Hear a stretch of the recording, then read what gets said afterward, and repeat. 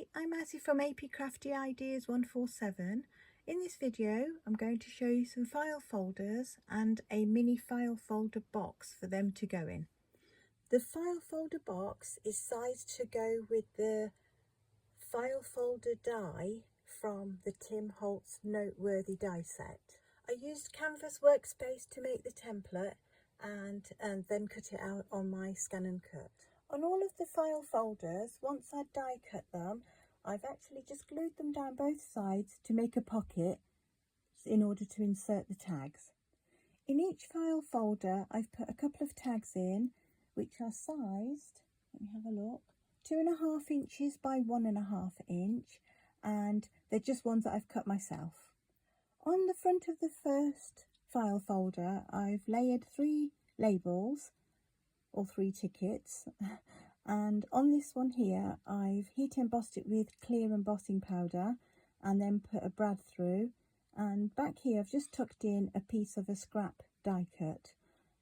Here from Tim Holtz's stamp set, I've just stamped onto a bit of paper and then put it onto the tab.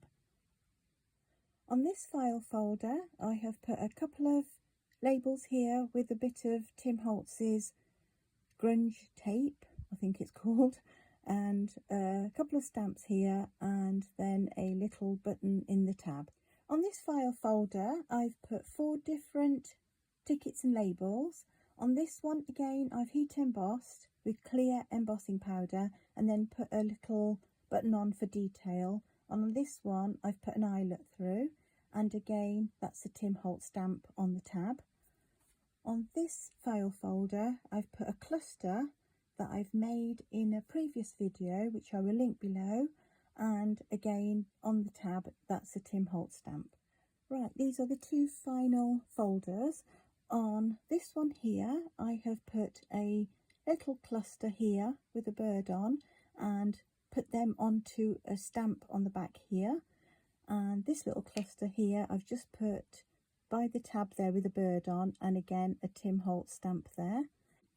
And on this final folder I've made a cluster using various labels, shapes and sizes, and a little bird that I've put on the front here, and again a Tim Holtz stamp for the tab, and I've put a little eyelet through the tab itself. On each of the tags within the folders I've left one blank and the other one has got a stamp on from various stamp sets. I hope this has given you some ideas to make some file folders for your projects. I've also done another set of file folders with more of a retro vibe, which I will do in another video soon. As always, thank you for watching and I'll catch you next time.